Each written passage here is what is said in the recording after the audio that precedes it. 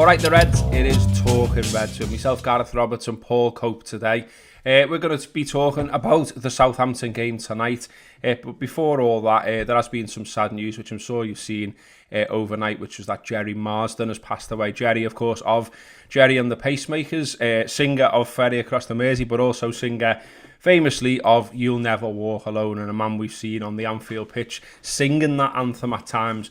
Now, Paul, I'm not expecting like a big, massive tribute to Gerry personally from you. You know, we're both old, but we're not that old. But, you know, on You'll Never Walk Alone, I think, you know, that is obviously special to us all. And it is Gerry's voice that will always ring out around Anfield before every game, which is a lovely lasting tribute to him. Just on You'll Never Walk Alone, I mean, what does that mean to you, and what sort of special memories does it bring back when you think about You'll Never Walk Alone? Oh, God, I might get upset talking about this to start off with. What a place to start. Do you know what? Without even going too far back, even while I've been away later on in 2020, I'd find myself sitting in either in a bar or just by myself watching a match in some far-flung corner of the world, and that You'll Never Walk Alone would come on, and I'd get emotional. And I'm a 40-year-old man. I'm thinking that, you know, I've processed a lot of stuff about Liverpool. As you say, we're a similar age. We all did this last year around winning the league and waiting 30 years. And I was very much like, yeah, I'm all right with it all now. Like I still love it, but it's not this. It's not. I haven't got this addiction to it anymore. I haven't got this like drive inside me because we haven't won the league for so long.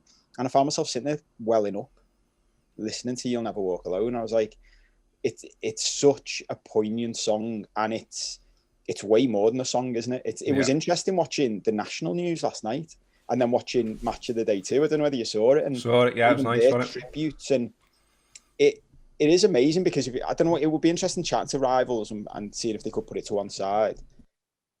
I'm not sure any other club has anything like it. Is there any club that has anything that comes close to what You'll Never Walk Alone means and what it represents and the way it attaches us to a club and a city and all those memories of all those great nights? That's the other thing.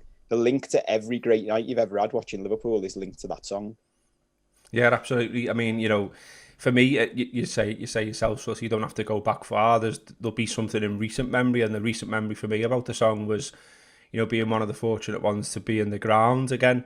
The first game back where we were allowed to have fans again at Anfield, and, you know, I got in there and it was a bit weird, a bit strange. Obviously, not as many people in there and all the rest of it, but when we sang You'll Never Walk Alone, after 9 months of not doing that in the Kop, you know, it was special and it was nice. And I like the way the song's used sometimes as well. I mean, we always sort of sing it before every home game, obviously, but, you know, it's used sometimes to say, well in, lads. You know, like if there's almost been like a bit of a bad run or a bit of adversity and then Liverpool do something special on the pitch, we'll sing it at the end, won't we, to say, like, you know, well in, lads. But we don't do that every time because you've got to keep that special. You've got to keep that in your locker and then throw it out there. And it is, as you say, it's obviously it's the anthem of the club, and it's almost sort of religious like, isn't it? I mean, I guess when you say, you know, I'll wait to read the comments later, all the Celtic fans saying, well, we know what it's like, we sing it as well. Of course, it's the same song. But you know, when Dortmund came as well was a special moment, I thought, because obviously, you know, they sing it as well, and I felt as though we felt our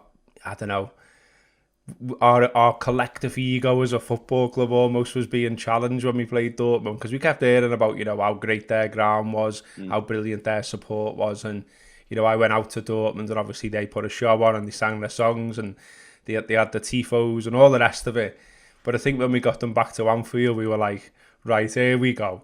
And, you know, that You'll Never Walk Alone, that night was special. And then it ended up being a special night on the pitch as well. Yeah, those nights are always funny, actually, when the collective ego is challenged. And you can feel us all being like, no, we're going to show you tonight. Because look, we're sensible, I think, fairly.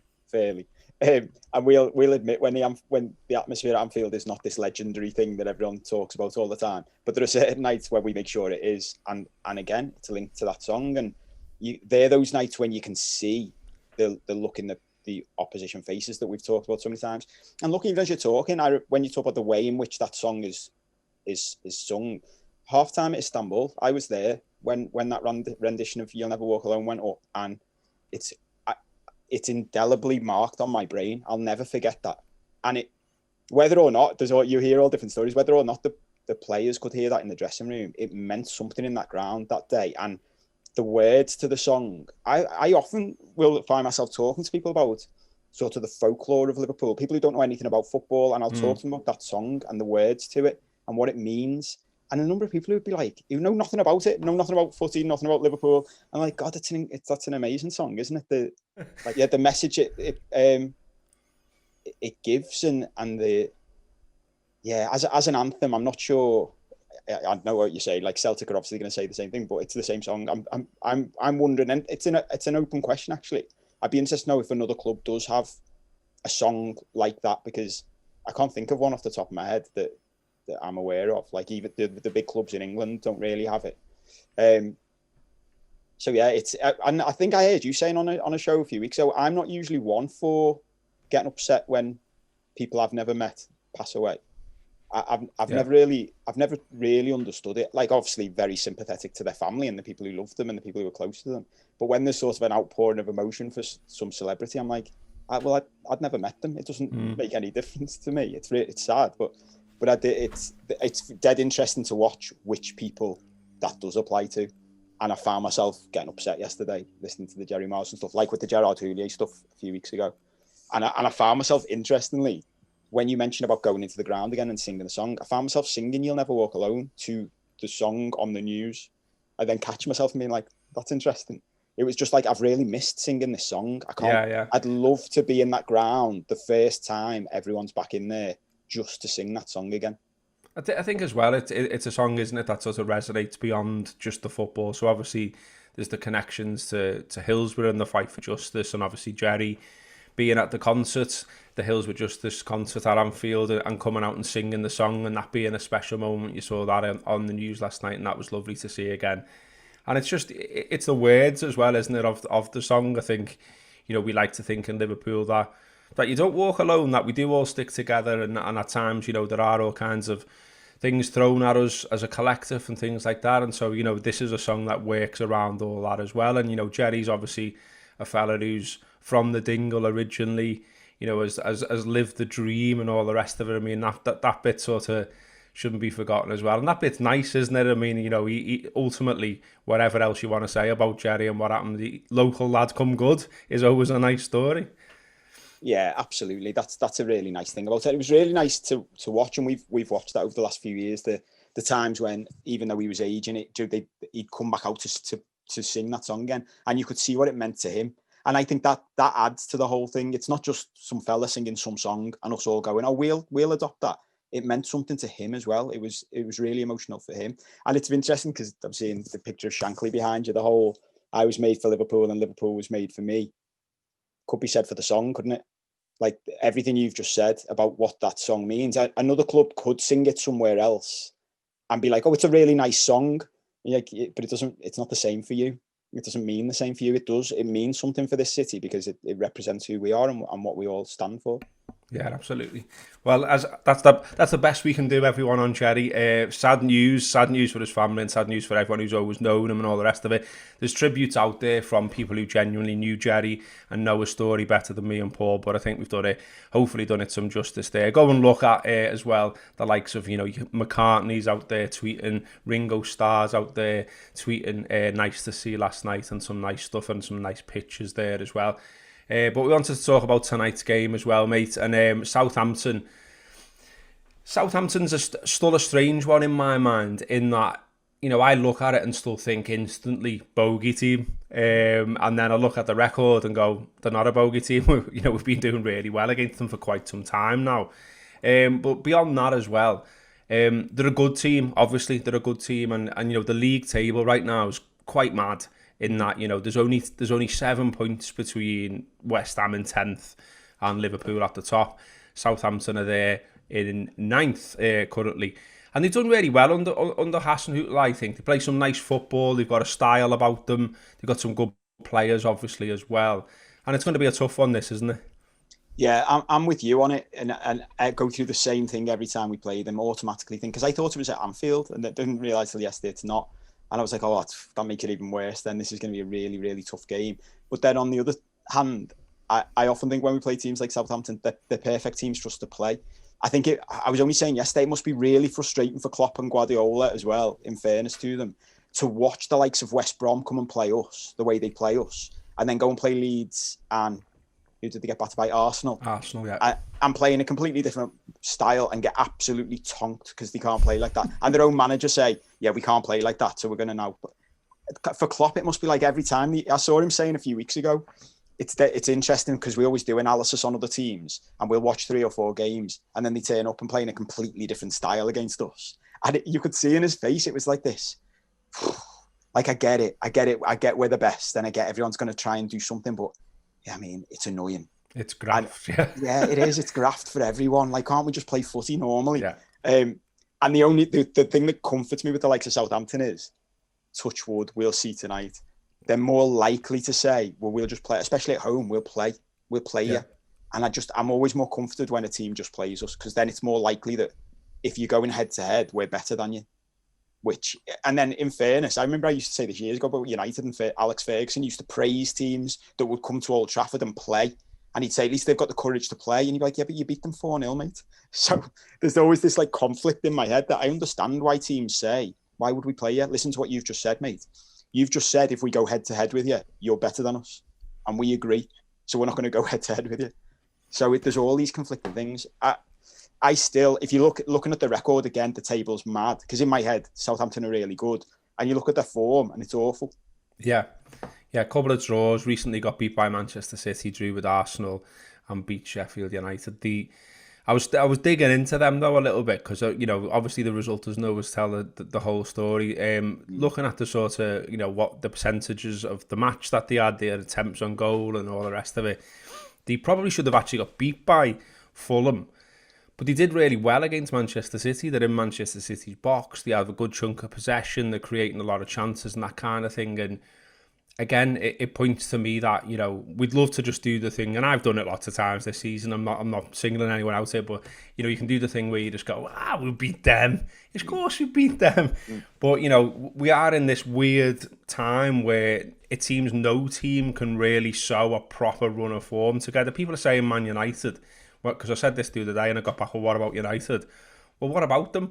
Look at the results across the course of the season and some of the really bad ones they've had against them. Yes, the recent form is okay, but it's not proper like win the league form, like streak away into the distance. No one's doing that. Southampton have been top this season, now they're down into 7th, and it's, as you say, the recent results don't look great if you're just looking back at that last 5. But again, I think there's little things there. They've got Hasenhüttl back in the dugout. He's had a bout of the COVID. He'll be back in the dugout, so you get a little bit of a lift from that maybe.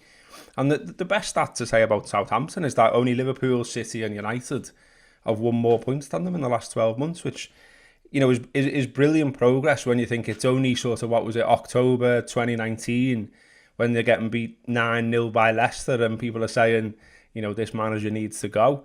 They stuck with him. He's found form, he's found style, and they all seem to be bought into it. So for that reason, Liverpool are going to have to come out, play well, take the chances. And obviously people who are watching this might go, well, they haven't been playing well and taking the chances recently. Well, Lee, I mean, I've said this in the past, and Neil will often say to me, stop bringing down the house of cards. But there is an element in footy. You bring it right down to basics. I used to say this about playing 5-a-side. You need a good goalie and a good striker who takes chances. And everyone else sort of fills up the numbers in the middle of the pitch. It's not that different at the highest level of the game. The difference between us beating Newcastle and not beating Newcastle, and us beating Crystal Palace 7-0 and not beating Crystal Palace 7-0, was us being ruthless in front of goal. We had enough chances to score 5 against Newcastle. And Crystal Palace had enough chances to score 2 or 3 against us. They weren't ruthless enough. And we haven't been ruthless enough in the past couple of games. And that's often what it comes down to. I do remember Allardyce years ago. I think it was Allardyce. And everyone got on his back. But I laughed at the time. I said, but he's right, isn't he? He said, give me Sergio Aguero and I'll be a well better manager. And I thought, yeah, because he'll score loads of the chances that your fella up front, who is nowhere near as good as Sergio Aguero, just misses. And that's another thing. At the end of the day, we love Danny Ings. I think it's sort of universal among Liverpool fans. Very popular fella. There's a reason he doesn't play for Liverpool. And it's because he's not as good as the three fellas that we've got up front. So if you give us 100 chances and them 100 chances, we should score way more goals than them. What matters is, how many of them do you take tonight? How many? Klopp said it the other day and about Newcastle. You're not as bothered when you're creating chances and missing them, because you know these lads will score sooner or later. You've got to keep creating. So there'll be a big push on that tonight. I'm sure that, you know, the whole Pep Linders stuff we've talked about in the past. How many 8 out of 10, 9 out of 10 level chances can you create? And then it's on the big fellas, the main lads up front, presuming they'll all play because they've had a bit of a rest. Yeah. But that's what it comes down to ultimately. And it'll be interesting to see Danny Ings, because I'm sure I like the likes of Danny Ings, because I'm sure he'll want to score against us. I'm sure he'll want to bag a hat trick and say, look what you're missing out on. I could still be adding something to you. I'd be all right with him scoring a hat trick if we score 6, but that's what it's all about, isn't it? We've got to win. It's the first game of the year, and you know, some people are more into New Year than others in terms of what it means. But let's just go with it and say, psychologically, you win your first game of the year. It feels good for everyone around the club. It takes away a bit of that talk around, you know, oh no, are we not going to be able to defend the title and all the rest of it? I think it's really interesting, sort of witnessing how everyone is about Liverpool currently. I mean, there's lots of little, you know, online scuffles I'm seeing between various Reds with different opinions about things. One thing that really made me laugh yesterday was Alex McCarthy's not going to play the game, the goalkeeper for Southampton, because he's got coronavirus. And, you know, I look at that and go, good, he's a decent keeper, he's been playing well. I've seen people going, well, you know what's going to happen now, don't you? Forster's going to come in and have an absolute worldie. And it's like, yeah, I don't know, but McCarthy's a better keeper. That's why he starts every week. It's really funny. It's funny that you say that, because someone messaged me yesterday saying how good that their keeper's out. And genuinely, my first reaction was, well, I don't even know who their sub-keeper is. He'll have the game. Fraser Forster. Well, now you've just told me it's Fraser Forster. I'm one of the. I'm going to get on these forums with these other lads. He will. He'll be man of the match. He'll have the game of his life. But they love doing that against us, don't they? But for me, I often think this about taking chances. Even the ones against Newcastle, it's like, oh, what a save. Sometimes I look at goalies and go, what a save that was. That is unreal. A lot of the time, I'm like, yeah, it was just a terrible finish. Like, you've hit it straight at him, basically. Yeah. And if you'd have put it a yard either side, there's no way you could have saved it. So, look, we all know how good Fraser Forster, I think, is a good keeper. He's a good backup keeper for someone like Southampton to have.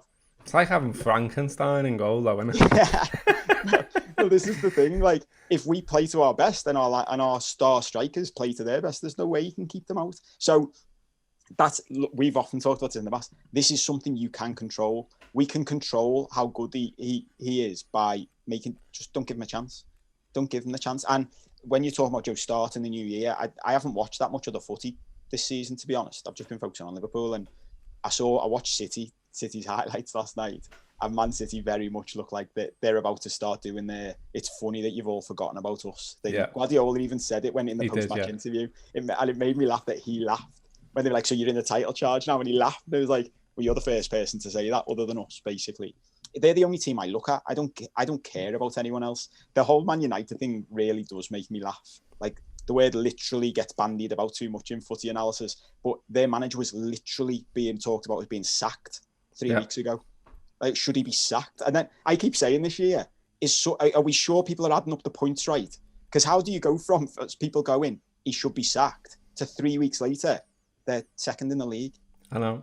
So and not only that as well. I mean, I've saved the back page of it because I'm just like, I feel as though I'm going to be able to trot it out at some point. I'm just keeping it on my phone, and I feel like it's coming out for some Anfield Rap content soon.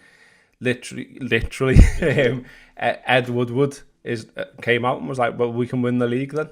And it's like, how are you doing it like that, are you? And it was like, you know, across the time we've been supporting Liverpool, how many times have you heard the phrase, to talk about cliches, you know, pin that one up on the dressing room wall? Yeah. And it is. You know, why have you gone early on this? And, you know, there's Man United sort of legends and ex-players and all this as a pop and corks on social media, and all of a sudden joint top's a thing. I mean, you just either top or you're not. And Liverpool are top. Liverpool are top because they've scored more goals than anyone else, and the goal difference is better than Man United. So if we ended the season now, Liverpool have won the league, not Man United. Yeah. We don't share it. And it's just funny. I mean, I liked some of the daft stuff about that as well, where people were saying, people are starting to look at the table and going, well, Southampton then are joint 7th, then, do you know what I mean? And all this, and then it's like, well, they're not, are they, the 9th? And so why would you say United the joint top, they're not the 2nd, and all this kind of stuff? But well, it's something just on Man United, just to have a little bit of a Man United chat. It's something that I absolutely love. When I watch even like Gary Neville and Rio Ferdinand, I love it that they're falling into the trap. They're just repeating history.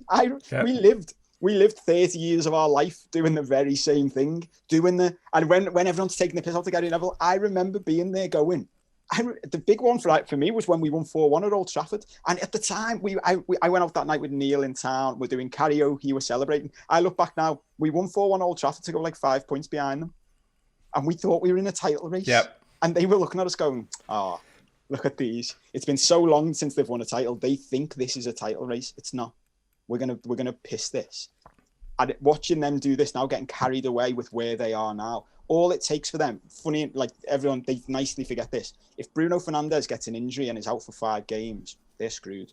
Or if they stop getting dodgy penalties. Well.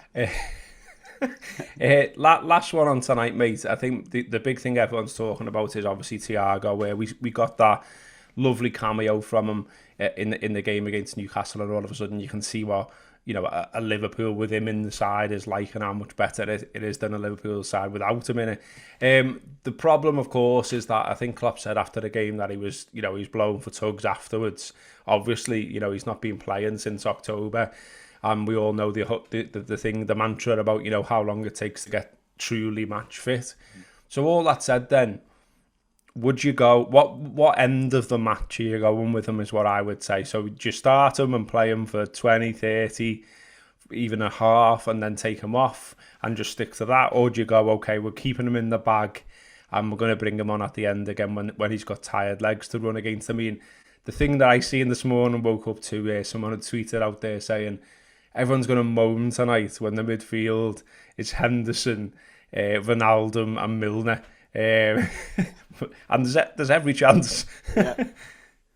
Well, I'll go to the end and work back. I want him to be fully fit for the United game. So it's whatever takes him to be fully fit for the United game.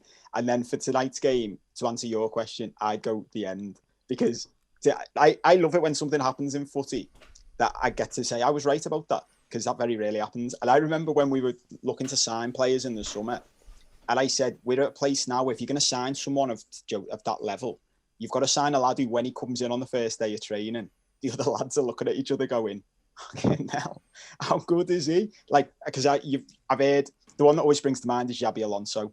Like, his first day in training, Carragher and Gerrard were looking at each other going, Jesus, this lad can play, can't he? And when you've got lads like that looking at someone going, this lad can play. Thiago's one of those lads. We've only seen him play for like 100 minutes or something, haven't we? Something ridiculous. Every time I watch him, I'm like, he's another lad. I used to say this about Van Dijk. It's like he's playing in the Matrix. It's like he can't see the same as everybody else. He just sees something else. He's playing in slow motion. Yeah. I'm not sure. This is going early with this call. I'm not sure I've ever seen a midfielder like him up close. It's unreal. And to go back to the question, without going too much on a tangent, if you're a Southampton lad and you've been playing for 70 minutes against this Liverpool team with, Milner, Gini and Henderson running the legs off you in midfield, and then when you're tiring, you bring on this lad who you can't get anywhere near. The little thing he does where he drops his shoulder and goes past 3 people, and everyone's sort of looking at him going, I don't even know what you did then. And the other one he does where the reverse ball around the corner, when he's definitely, even if you freeze framed and asked 100 fans, where's he passing this ball now? Do you like old spot the balls? Yeah. Like, well, he's obviously passing it there, isn't he? And then he passes it like 180 degrees the other way to someone who we can't even see. When you're playing that, when you've had 70 minutes of running around, it's not something you want to see. So, yeah, I'd bring them on at the end when they're knackered. And it's how effortless as well it is with them, isn't it? Like playing just like volleyed 30-yard passes, but he looks like he's just doing it on the park, not in a Premier League match and things like that. It's when you see those videos of him warming up, and you're like, that's unreal. I love the Diego Maradona one when that came back out the other week. And Thiago warms up like that, and then he plays the match like that. He could have and Maradona was like, this is a mad comparison, isn't it? But he could have his laces undone and his socks rolled down. I'm saying, I've said this before, I'm deciding that this is my thing with Thiago. I just think as he's doing all these things on the pitch, he's saying, how are we? You know what I mean? Like, so he's just pinging that 40-yard pass to feet and just going, how are we? Yeah. You know, he's going past three players, how are we? I would love to imagine that if we just got some footage of him megging someone in the middle of the pitch and just going, how are we? That would be brilliant. Someone send him a message on Instagram or sort of and say, do that, lad. You're already a legend. We've hardly seen you play. Do that, and that's it. Imagine it. It'd be absolutely amazing. I mean, like to give the example what you're going on about as well. I mean, I definitely wasn't a good footballer. I just used to start fights and get stuck into people. But I was briefly on a football pitch once with Tommy Culshaw, who's now a coach up at Rangers with Gerrard. And you know, he never. Like, he definitely kicked around playing football for Liverpool for a bit and stuff like that. But he didn't reach, like, you know, he didn't see him in the Premier League or whatever. But fucking hell, like, that must be what it's like. Because, you know, I remember Tom just, like, doing all mad tricks, rolling it over his feet, you know, and you're just like, how's he doing that? And how's he doing it so fast? And what? And, like, you know, you're just absolutely bamboozled. And that's what Newcastle looked like, I thought, the other night when Thiago come on. They're like, oh. And that lad absolutely clatters him. It was almost like that lad was like, that's all I've got. That's the only thing I can do back here. And I've been that lad. Me too, mate. And look, and that is, on a serious point, that is the only danger. Like, because he's coming back from an injury, and we've seen what, you know, being clattered like that did. And at the time, we were like, oh, it's bad. But he's missed half a season, just without us even realising it. Half a season's gone. So that's the other thing to be careful of. And that's probably look, there's an argument both ends, because I was going to say that's why I'd put him on at the end and have a bit less time on the pitch, but there's a risk either way. You've got to make sure when he's coming on like that he's warmed up properly, especially in these type of conditions when it's freezing cold. And then I mean, there's not much you can do, is there, to stop some big, like some grok coming and smashing your knee? But that's the only risk of it all, and that's something he's just going to have to unfortunately get used to in this league, because there is still an element of that, isn't there? Well, let's see what happens. It is 8 o'clock tonight on Sky Sports Premier League. It should be a good one. Hopefully Liverpool start the year by getting back to winning ways after a couple of disappointing draws there. And if, as ever, you want a different commentary to the one that you get on Sky Sports, I'm pretty sure the Anfield app are doing the hot mic as they do ever. So get involved with that. You download the hot mic app, you can sync it to your telly, and basically you get to listen to a couple of our lads reacting to the footy rather than the lads for Sky Sport. It's a little bit different. And then, as ever, there will be post-match videos, post-match podcasts, stuff on the website, stuff on the social. So follow the Anfield app across all platforms. Nice one, Kopi. We shall be tuning in for the game, hopefully watching the Reds win. That's been Talking Reds.